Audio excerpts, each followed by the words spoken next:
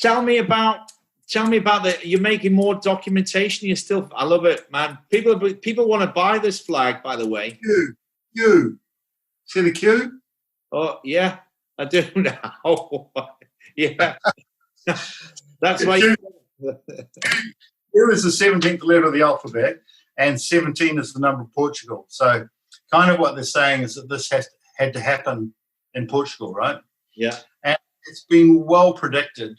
In Meet the Fockers in 2004, yeah, right? 2004.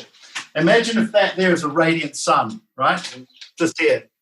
Let's see. Imagine if this is, like flames coming up, right? Yeah. And then in Meet the Fockers, the guy's called Gaylord, and then he sticks his head in like that. So he's got the sun rays all around him, and they say Greg, and then they start to call him Greg, right? I remember that film. I saw another clip of it where he was talking about sitting on the throne. Yeah, well, Robert De Niro says to Ben Stiller, who's called Greg, Greg, you're the king now, right? And that's 17 minutes and 17 seconds into the film. No way, really? Yeah, which is Q Portugal. Yeah. Right? Which is Q.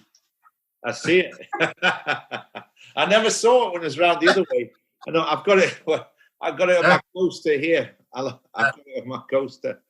And so they've been doing that a lot. And I've just bought a massive hard drive. So I'm getting all my hard drives into one hard drive, and I'm organising my files, and I'm finding, I've got another 60 movies that I haven't released in ages. Some of them I've never released, and a lot of them are analysis of movies. Oh. Right? In Monty Python and the Life of Brian, when the biblical figure is in his living room, and this, is supposedly Jesus or Christ or whatever, but he's actually Brian. Yeah. and he walks through there, and a woman tugs on his gown and says, "Heal me, Greg." Heal me, Greg. Yeah. Doesn't say Brian. Doesn't say Jesus, right? So they've been naming me in these positions, right? Because the position of Christ is automatically the King of England, right? So yeah. Queen Victoria wrote that, and I've got a letter from Queen Victoria awarding me the kingship, right? So what happened is that the Catholic Church got together in 1227, and they started to change all of the laws in the country and backdate them, right? So between 1227 and 1234, they wrote the Magna Carta and then backdated it in history to 1215, right? And I thought, this is smart, we can take over countries. So they kind of backclaimed England and Ireland doing that. And they also backwrote the interdicts on England and Ireland, which is also fake. And in exposing that, my finder's fee is 33 1/3%, and that actually gives me all of the United Kingdom and all of Europe, right? So so I'm kind of given everything, if you know what I mean. And this is what the predictions are. He'll be given the world. So in 1302, Pope Gregory the IX began to write. He wrote something like it was about 2,000 fake decrees, interdicts, papal bulls, etc. Absolutely fake. And he wrote one in 1302 called Unum Sanctum, which claims that the Catholic Church, that God created everything, the Catholic Church represents God, therefore the Catholic Church owns everything, and everyone else just leases the ownership of the Catholic Church. But when Christ returns, they'll give him the world. And then they wrote these, in the Bible and that, and their own writings, and that is, they wrote this really near impossible description of what Christ would be like and what he would do. And that's the person they'd give the world to. Yeah. Right? and it's basically me. Everything, the colour of my feet, the shape of my legs, the white hair around here, the colour of my skin, what's going to happen to me, and just there's like 130 predictions all fulfilled. You've filmed a few of them. You've filmed some. A few of them, yeah. We'll probably go back to doing that, but I mean, it's a crazy story because we all struggle with accepting it, thinking, can this really be possible? And then all this other crazy stuff going on around us with the government's lying COVID-19 riots in the streets, people are getting pushed around, locked in your house. I mean, there's so many other signs that this is a time of great change.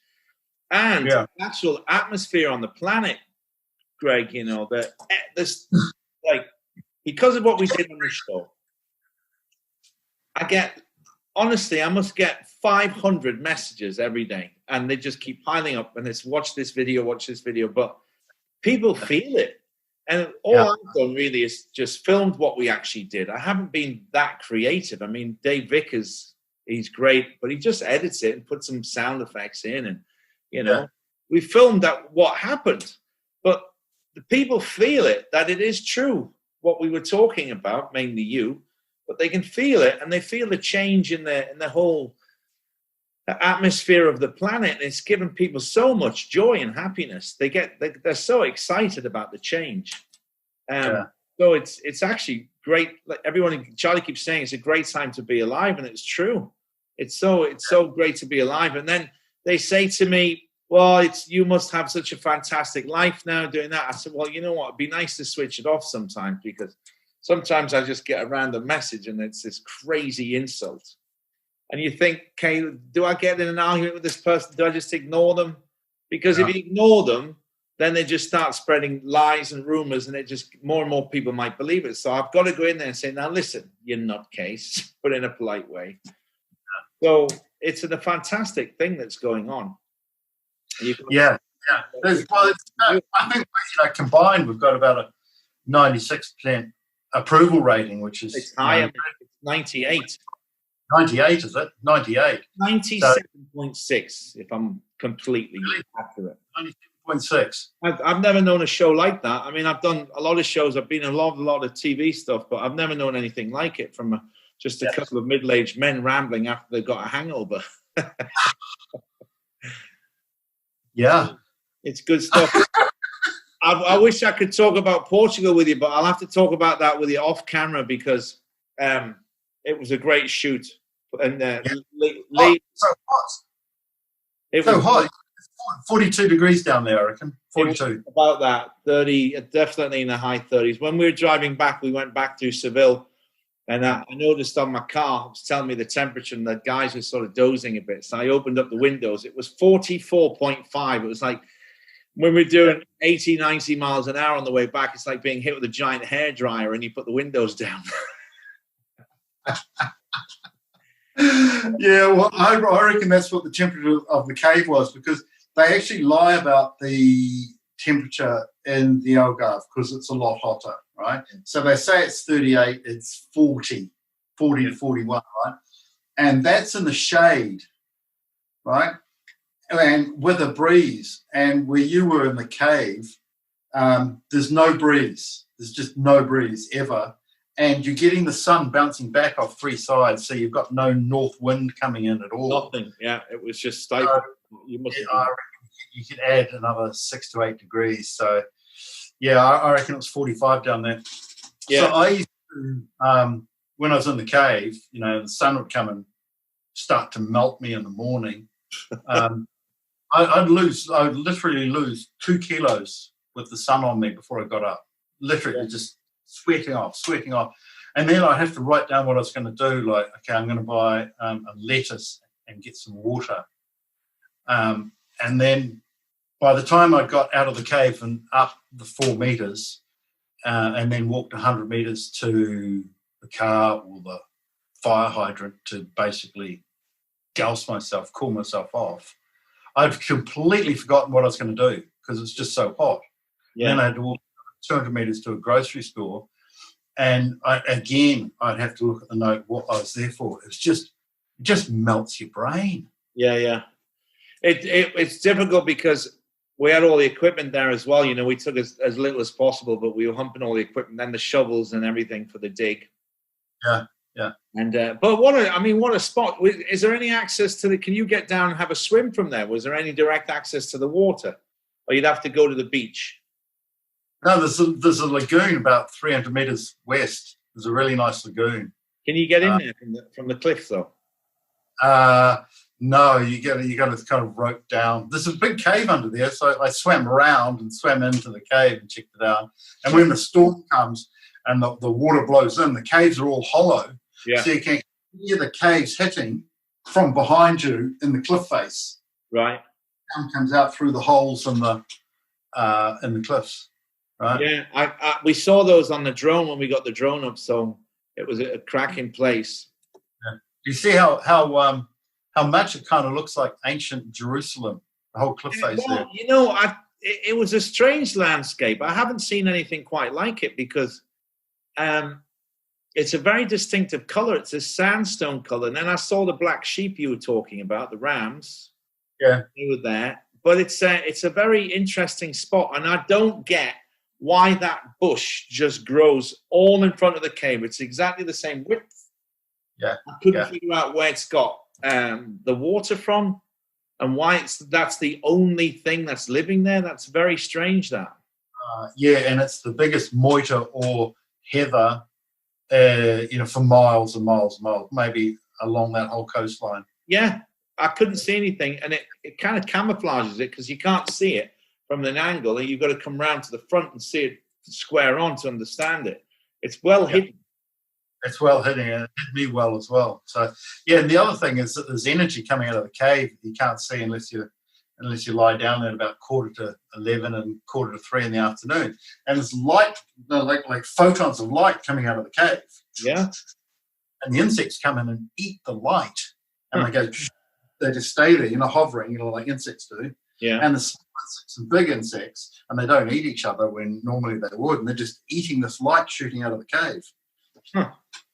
And all of those, it's just a hugely primitive landscape. So in the drone shots, you would have seen a lot of spheres, like half spheres cut out of the cliff face everywhere. Yeah, I was looking at them today, actually. I was editing with Dave, going through the plasma arcing. I'll talk about that in the episode as well. If people want to go back and experiment and explore further that with the plasma arcing concept, we'll give them the link for that expert. Because it's certainly, you could see there were these, it's just strange. And plasma arcing. I think that's about it, Greg, for the time being. We'll talk to you in a few days. I need to give you a call privately to talk about some of the points I need to make. Just for the technical sides of things for the edit. But until then, are you planning on going back to court? Have you got more papers to lodge? You probably have you? Yeah, I'm just giving you a brief on the Magna Carta one, and that's my ancestor, King John the First, or King John, and he hasn't. He never signed it, He didn't. And no, he didn't sign it. He didn't stamp it. And he didn't seal it. He never saw it in his lifetime. So it's totally manufactured. And the repercussions of this are just enormous because the American Constitution includes Magna Carta. So I offered to Trump to rewrite the American Constitution because the Magna Carta was incorrect. It wasn't there. It was manufactured by the Catholic Church as a takeover of the English crown. So it might not be that I rewrite the American Constitution, but I've got the, mark of Prince Regent Duke Governor of North America, so titular Prince Duke Governor. I really I need to expose concretely how much the Magna Carta is a total fraud, and then also rewrite the Magna Carta, which is really just a common law document on what common law is. Yeah. And it's like they've done a double jeopardy thing with Catholic churches. They've given me the world, and then they've given me their fake documents, which I can then rewrite and make a hero of myself. You know what I mean? Magna Carta is fake, done by the Pope. The Pope stole the world. I've exposed that. My finder's fee is a third over 800 years. So a third times 800 is the entire planet many times over. Yeah, you totally got that. That's another thing. People are worried that you're going to be some great big dictator conqueror. So he's not interested in that. You just want to get people back and having an easy, good life, really. Because you just got to jump through so many hoops to do anything, and we just want to go about our business, which is living, being happy, eating, bit of work, tell a joke. Yeah, have a pint.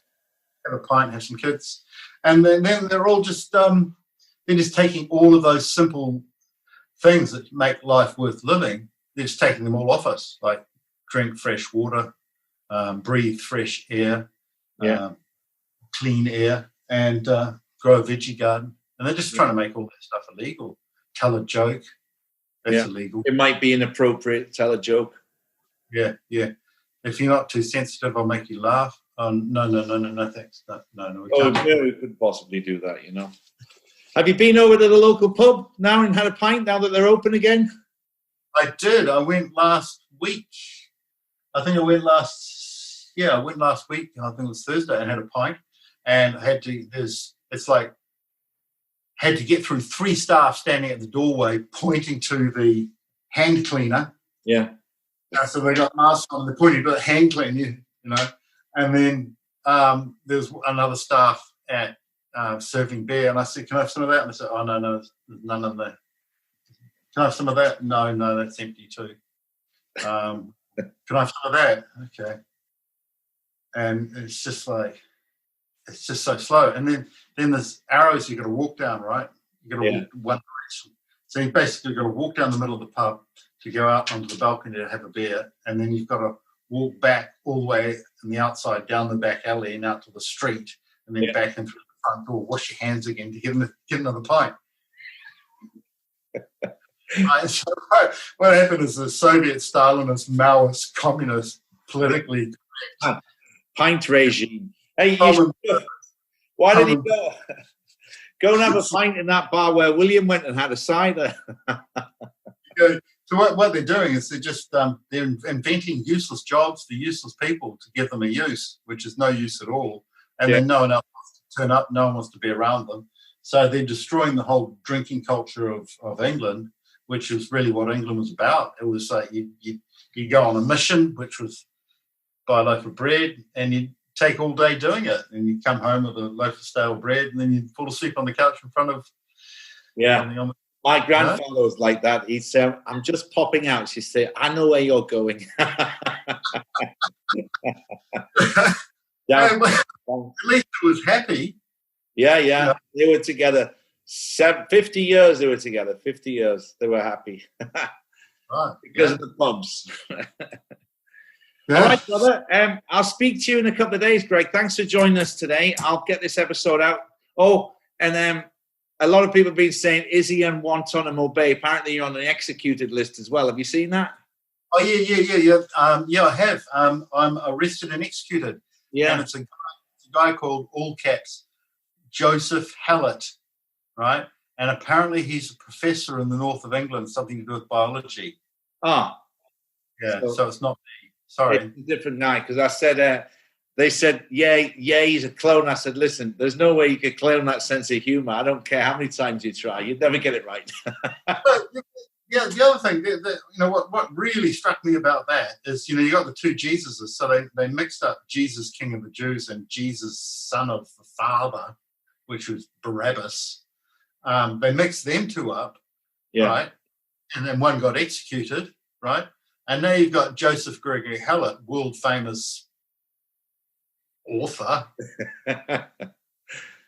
Film.